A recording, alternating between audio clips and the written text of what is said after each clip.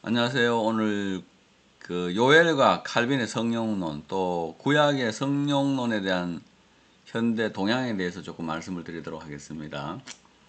그 구약 학자인 월터 카이저가 요엘의 예언이 오순절에 100% 성취된 것이 아니라는 주장을 했습니다. 그전에는 이 베드로의 오순절 설교를 근거해서 그 요엘의 예언이 오순절날 사도행전의 오순절날 100% 성취됐다는 주장들이 많이 있었던 것 같습니다. 그런데 월터 카이저가 이 세계적인 구약 학자네요. 이 사람이 그 100%다 이루어진 건 아니다. 그날에 100%다 이루어진 게 아니고 그날이 바로 구약에 있는 그 요엘의 성령 부음, 오순절의 성령 부음은 성령 부음에 예수님께서 부어주는 그 성령 부음의 출발점이라는 그런 이야기를 하게 됩니다. 그래서 이제 화란에 있었던 반 브루건 신약 학자죠. 그다음 베르 카월, 영국이 낳은 세계적인 신학자인 FF 브루스, 미국의 성경 해석학 근위자인 고든 피, 로버트 쿨리, 이런 고든 코넬이나 트리니티 대학의 TDS, 그러니까 트리니티 이벤젤리칼 디비니티 스쿨에서 그 학장이나 또 총장을 하던 이런 복음주의 또는 개혁주의의 말씀을 이끌고 있는 사람들이 신구약 성경을 해석하면서 이 구약의 예언이 요엘의 예언이 오순절 하루에 100% 성취된 게 아니고 그날이 성령 부음의 출발점이다 하는 이런 주장을 하게 됩니다. 요엘이 말한 성령 부음의 출발점이다 그랬고, 칼빈도 기독교 강요에서 신약 시대는 이전보다 더 풍성한 성령의 부음이 있을 것이다 하는 이런 주장을 하게 됐습니다. 지금 현재는 이런 주장들이 많이 이제 있는데, 특별히 이제 비비 워필드의 그 성령의 오순절 성령 강림의 단회론 주장을 했는데, 그 워필드의 주장이 미국 장로교 총회에서 1970년 71년, 72년 그간 총회에서 이 워필드의 주장은 성경적이지 않다 이렇게 해서 한번 배척이 된 적이 있죠. 배척이 돼 가지고 그때부터는 조금 이제 월터 카이저가 목소리를 내기 시작하는 그런 상황에 있습니다.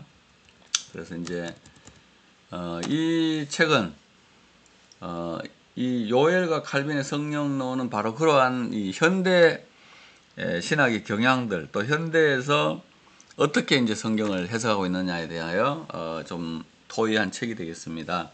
그동안 이제 뭐 오순절 성령 강림의 단회론이냐 아니면은 계속되느냐 이거 가지고 이제 학계에 논란이 많이 일어났는데, 그 논란에 대하여 소개를 하고, 또 그런 논란이 엄청나게 많이 일어났는데 과연 그게 성경 본문에 근거해서 요엘서의 본문에 근거하거나 또는 사도행전의 본문에 근거해서 그랬냐 하는 것을 근원부터 살핀 건데, 월터 카이저가 이전에 해석된 이 다양한 신학적 체계들이 현대에 이르러서는 1970년도쯤 됩니다. 1985년도에 쓴 책인데, 이분이 70년도부터 이런 이제 주장을 서서히 하기 시작했는데,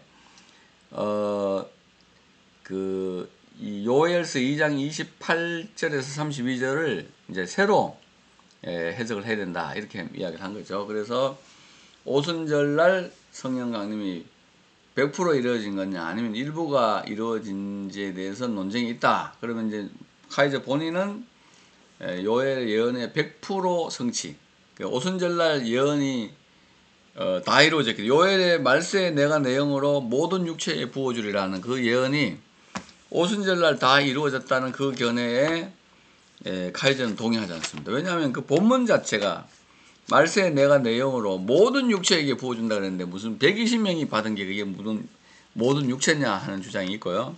그 다음에는 말세에 내가 내 영으로 모든 육체에 부어준다 할 때 그 말세가라는 말이 in the last days 해서 복수거든요. those days. 하루가 바욤 하후 바이옴후 하는 이런 복수가 아니고 바야밈 하헤마라는 복수로 되어 있다. 그러니까 뭐 하루에 그렇게 부어주는 게 아니고 예수 그리스도의 속죄 사역에 근거해서 예수님께서 부활 승천하신 다음에 성령을 아버지께 받아서 오순절날 부어주셨고, 그게 이제 출발점이 돼가지고 그 다음에 8장에서 사마리아에 부어주고 9장에서 사도 바울에게 부어주고 그 다음에 10장 11장에서 고넬료에게 부어주고 18장에서 이제 누구지 에베소 교회에 부어주는 그런 역사가 일어났다, 그런 이야기를 하고 있는 거죠. 그래서 19장인가요? 잠깐 확인해 보겠습니다. 18장에서 고린도 19장이네요. 19장에서는 에베소에 부어주는 것과 같이 사도행전만 해도 이제 5번이나 등장한다. 그래서 이제 FF 브루스는 고넬료의 집에 성령 부어주는 그거를 이방인의 오순절. 이 오순절날 임했던 그 동일한 성령의 부음이 이방인의 가정이었던 고넬료의 집에도 부어지게 되었다. 그 다음에 이제 사마리아에 성령이 부어지는 것, 그런 것들을 하면서 그의 이제 사도행전 주석에서 뭐 다네론이냐 영속수냐 이런 거 이야기도 하지 않고 그냥 그 본문 그대로 부어주는 그 역사를 말하고 있습니다. 그래서 이제 그 카이저는 이 칼빈과 같이 오순절에 임한 성령의 세례를 요엘서 예언의 완전한 성취가 아니라 예언적 성취로 본다. 즉 누구든지 예수를 구주로 받아들이면 이와 같은 성령의 세례는 언제든지 일어난다 하는 거죠. Those events and the subsequent baptisms of Holy Spirit that takes place whenever anyone receives Christ as Lord and Savior. 그러니까 그리스도를 주와 구원자로 받아들이는 누구에게든지 언제든지 성령의 베프티즘은 후속적으로 이런 사건들은 일어난다라고 이야기를 하고, 카이저는 이 오순절이 단지 앞으로 있을 더 큰 성령의 부음의 계약금이나 보증금 성격으로 부어진 것이며 하나님의 마지막 역사를 기다리겠다 하면서 오순절을 하나님의 성령 부음의 시작으로 하겠다. Pentecost was merely the down payment. down payment은 계약이거든요. of this downpour. 그러니까 큰 부어주심의 계약금으로 여겼다. 그렇게 이야기를 합니다. 그 바레트라는 유명한 구약학자도 오순절에 시작된 일들이 마지막 날들에 지속된다. What started at Pentecost continues throughout these last days. 바로 여기에 말세에 지속된다 하는 본문에 근거한 견해를 유지하게 되었다 하는 겁니다. 존 바톤은 이 요엘서의 원문 뜻이 과연 이제 신학적으로 주장하는 조직 신학적 그런 뭐 단회성이나 한 번 부어주고 더 이상 부어줘야 한다 이런 것들이 과연 본문에 근거해 볼 때 맞느냐? 영어 성경만 봐도 이미 라스트 데이즈 말세의 내가 내용으로 모든 육체에게 부어주고 또 남종과 여종에게 막 다 부어준다 그랬는데 그 한 번 부어준 게 무슨 단회적으로 왔다면 그 사람들이 인류의 대표로 받았냐 그 말이야. 그러면 120명이 대표로 받았으면 어떤 식으로 그럼 그 온 성령이 다른 사람에게 넘어갈 수 있냐, 그런 게 아니고 성령은 위로부터 예수님께서 부어주시기 때문에 성령의 세례는 예수 그리스도를 통하여 부어지는 세례다. 오순절을 통하여 부어지기 때문에 우리에게 있어서 굉장히 중요한 본문이 된다. 이렇게 이제 이야기를 하고 있어요.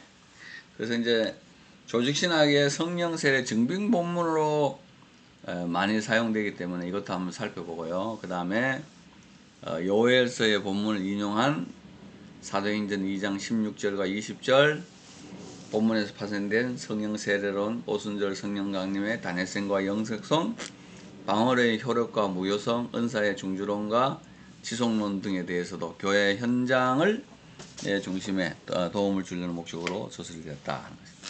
근데 참 하나님께 감사한 건 이 저의 졸전인데 이게 이제 가피풀에서 이제 2020년, 2021년 칼빈주의 총서 8권 중에 한 권으로 선택이 돼 가지고 그 세계적인 칼빈주의 학자들 있더라고요. 그 사람들 저서와 같이 세트로 이게 묶어놓은 걸 보고 제가 상당히 은혜를 좀 누리고 있습니다. 이게 또 잘 여러 가지로 봐서 또 하나님의 그 은혜 가운데서 잘 되고, 또 이 결론은 결국 뭐냐면은 이 하나님께서 주시는 이 성령의 세례를 한 방향으로 이해하지 마라 하는 거거든요. 구약에는 두 개의 성령론이 있는데, 첫째는 에스겔의 성령론. 이건 뭐냐면은 에스겔 읽어보면 마른 뼈 살리는 바람도 있고, 성전에서 흘러내리는 물 성령도 있고, 성령을 너희 속에 두리라는 내주 성령도 있고 이런데, 이거는 이제 요한복음으로 흘러가, 요한문헌으로 흘러가가지고 이제 계시록으로 가고요. 이런 요한문헌과는 다르게 이제 수직적 성령론, 즉 요엘의 성령론은 누가복음 사도행전으로부터 연결돼 가지고 위로부터 부으시는 불과 성령의 강력한 세례와 부어짐, 그 하나님 나라 이게 막 확장을 하면서 흐르고 있는데, 사실 이 요엘의 성령론은 위로부터 부어지는 수직적 성령론은 모세와 그 장로들에게 성령을 부어줬을 때 그들이 예언을 하고, 사사시대 때 성령이 임하였을 때 그들의 지도자들이 되고, 사무엘과 그 제자들과 사울이 위로부터 임하는 성령을 받고 예언하는 이런 성경의 특별 계시 정통과 이거는 일맥상통하는 거죠. 그러니까 성령을 수평적으로만 너무 이해하게 되면은, 이 바람이나 물이나 하는 이런 성령론을 이해하게 되면은 그 성령의 자기 거소 확장이라는 그런 면에서는 굉장히 좋은 신학이 될 수 있는데,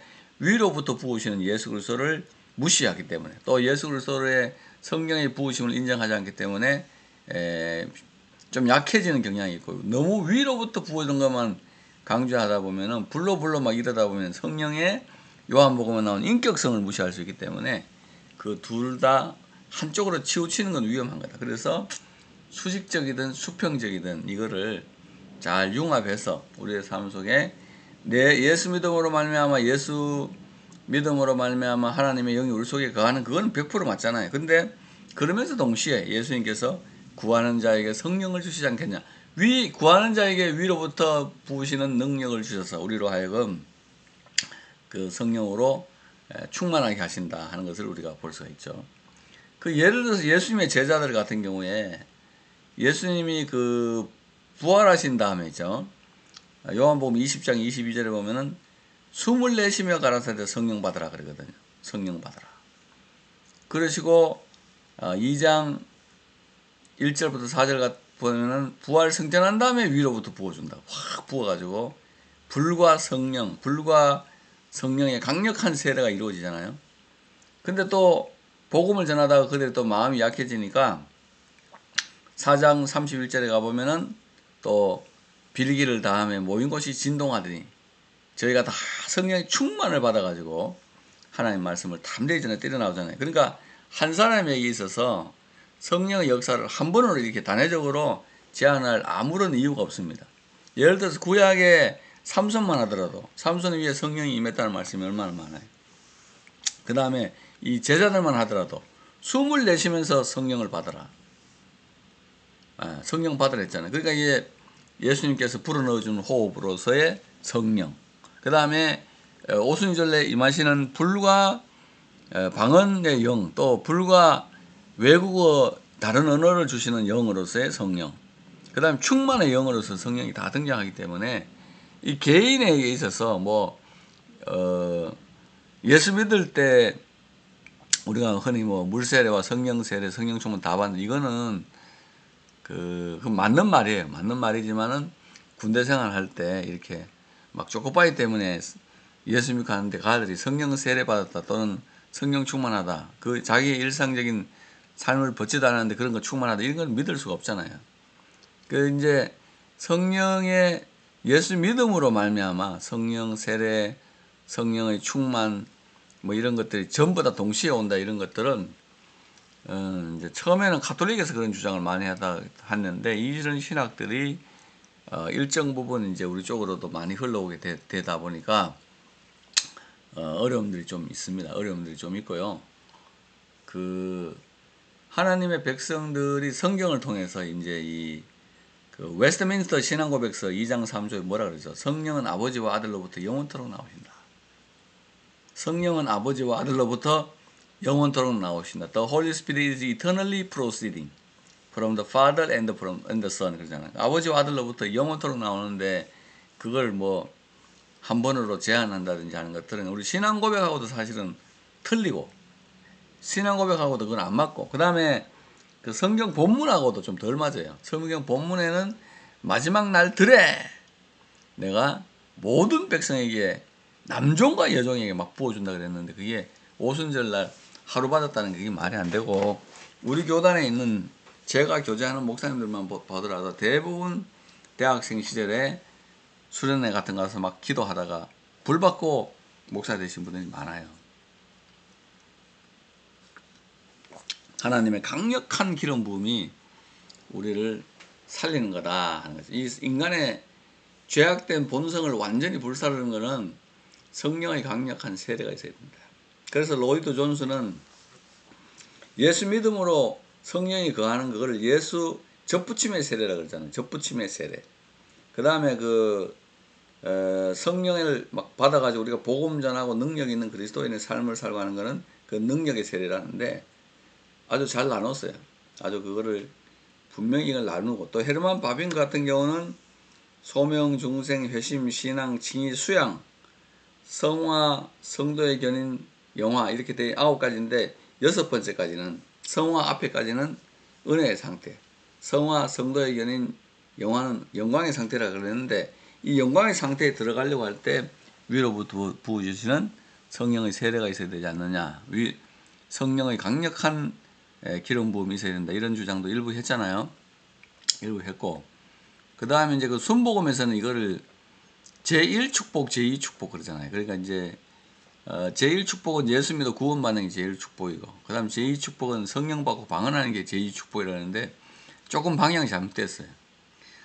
방언 못하면 그 제2축복이 아니다. 그거는 말이 안 되잖아요. 그 성령 세례는 방언하고 직결된다는 거는 그 신학 자체를 좀 수정해야 될 필요가 있다. 그렇게 봅니다. 왜냐하면은 방언하면 인류성도, 방언 못하면 이류성도 이런 것들은 그 말도 안 되는 이야기고 방언은 이 9가지 은사 중에 맨 밑에 있는 데다가 또 통역하는 자가 없으면 교회에서는 잠잠하라 그러잖아요. 그러니까 또 하면은 이방인들이 너희 교회 오면 너희들 다 미친 사람이라 그러니까 교회에서 조용해라 이렇게 이제 이야기하고 그 은사 중에 그렇게 높은 차원이 아닌데 너무 그 높은 차원에 줬다 하는 거는 조금 그 문제가 된다 이렇게 좀 여겨지고요. 그 다음에 이제 제1축복, 제2축복, 뭐 은혜 상태, 영광 상태, 접붙임의 세례, 그 다음에 능력의 세례 이런 학자들마다 이제 이거를 해석하기 위해서 다양하게 이제 이야기하고 있는데 분명한 거는 그 신앙 고백 안에 웨스트민스터 신앙 고백 안에 있는 것처럼 아버지와 아들로부터 영원토록 임하시는 나오시는 성령 예수님이 구원 사역으로 말미암아 우리에게 부어주는 그 성령. 그래서 예수님을 요한은 물로 세례를 베풀었지만 내 뒤에 오시는 이는 나보다 능력이 많으시니 그는 성령과 불로 성령으로 세례를 베풀어 주신다 이렇게 돼 있잖아요. 그러니까 그 마가복음하고 요한은 성령으로 그 다음에 마태 누가는 성령과 불로 그랬는데 그게 굉장히 뜨거운 그런 말씀이라 이게 그래서 예수님을 우리에게 성령 세례 주시는 분으로 소개했다는 데서 요한은 아주 위대한 신학자다 하는 거죠. 그래서 우리가 오늘 이 땅에도 우리가 예수 믿어서 물론 하나님의 자녀가 되고 칭의를 얻고 수양되고 회심에 이르게 되는 각가지 앞에 있는 은혜 상태에 있는 것들이 많지만 그래도 성령의 기름 부음을 받아서 능력 있는 사람이 되어야 된다 하는 거죠. 근데 이런 것들을 이제 약간 은혜의 상태, 영광의 상태, 제1축복, 제2축복 이런 거를 어떤 사람이 또 우리나라에서 조금 이제 바울의 영적 주소라 그래가지고 이거를 다메섹 직과 이런 거 사람 있잖아요. 다메섹은 예수 만나는 시점, 그 다음에 직가는 성령 받는 시점, 다소는 아무것도 모르는 시점 이런 게 해서 이제 나누는 건데 그게 사실 그 사람이 그렇게 말하고 있지만 이건 사실 FF 브루스의 구분 아니에요. FF 브루스가 다메섹, 다소 이렇게 해서 사도 바울의 그 주소별, 지역별로 나눈 거는 그 사람이 했는데 그걸 더 알기 쉽게 이렇게 해가지고 막 우리나라에 도입을 시키는 어떤 사람들도 있고 뭐 그래 그건 그렇게 중요한 건 아닙니다. 그런데 하여튼 이런 것들이 다양한 성령의 역사 아까 말씀드렸다시피 베드로, 요한, 야고보 12제자들이 예수님의 성령 받으라 할 때 호흡으로도 성령을 받고 불로도 성령을 받고 또 약해진 가운데서는 기도로도 성령을 받잖아요. 그러니까 다양한 방법으로 우리가 하나님의 성령을 경험하고 또 하나님 나라가 일어나야 된다. 주의 날이 임하기를 간절히 사모하라. 재림신앙을 가져라 그 말이거든. 재림신앙을 가지고 하나님이 임하도록 오늘 저녁에 내가 예수님을 깨러 가든지 아니면 예수님이 내게로 오든지 항상 거룩하게 경건해서 하나님의 날에 임하기를 간절히 사모하는 그런 사람들이 될 때 하나님의 나라가 좀 더 뜨거워질 수 있다 하는 것을 말씀드리고 싶습니다. 그래서 이 저서는 이 책은 바로 이런 구약의 이제 요엘서에 대한 요엘서를 이제 어떻게 다룰 것인가 또 그것에 대해서 말씀드리는 건데 그건 이제 다음 시간에 또 한번 나누도록 하죠. 고맙습니다.